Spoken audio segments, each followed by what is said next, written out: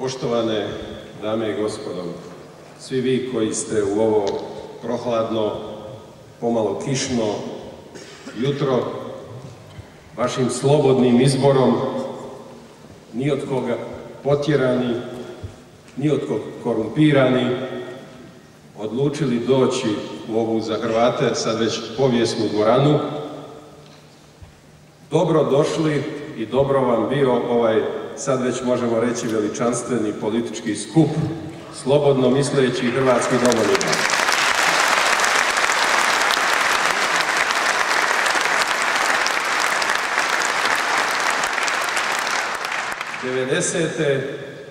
Prije 20 godina, 89. u ovoj istoj dvorani slobodno misleći hrvatski domoljubi rekli su ne komunizmu, a danas 2009. nas više od 2000 okupljenih ovdje kažemo stop detuđmanizaciji Hrvatske.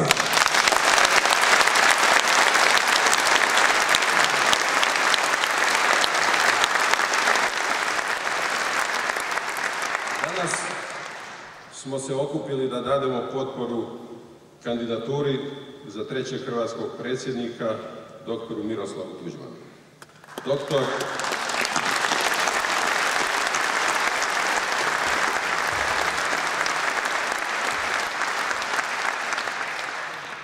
Doktor Tuđman nije miljenik stranih medija.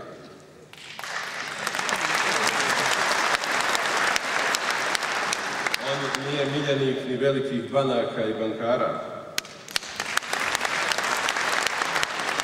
Nije on miljenik ni ratnih i pretvorbenih dobitnika.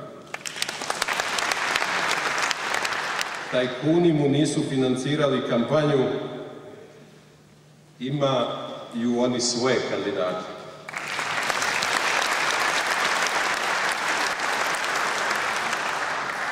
On nije ukopan i ušančen ni u jedne stranačke interese. Njegov jedini interes je Hrvatska, njezin opstanak, napredak, njezino dobro i dobro njezinih građana.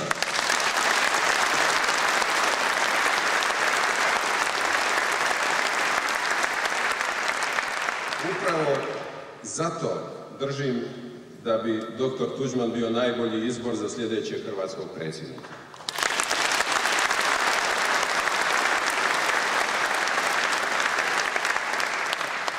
Želim mu zato da svi mi i tisuće drugih širom Hrvatske, neki od nas danas, svojim potpisom dademo potporu i podržimo njegovu kandidaturu, a poslije da je pomognemo makar i najmanjim financijskim prilogom, te sa puno dobrovoljnog rada.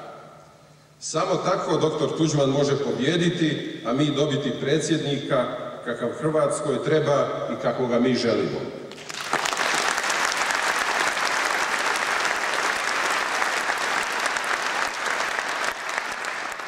Dragi Miro, želim ti da ključnoga dana na glasačka mjesta iziđu birači kojima je na srcu Hrvatska. Nije važno jesu li lijevi, desni, ovakvi ili onakvi, ali da im je na srcu jedina i vječna Hrvatska.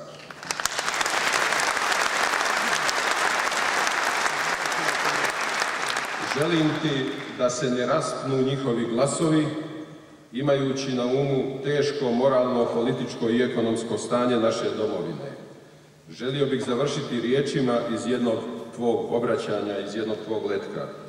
Ako želite Hrvatsku, birajte Hrvatsku. I neka Bog čuva tu našu jedinu i vječnu Hrvatsku. Hvala vam.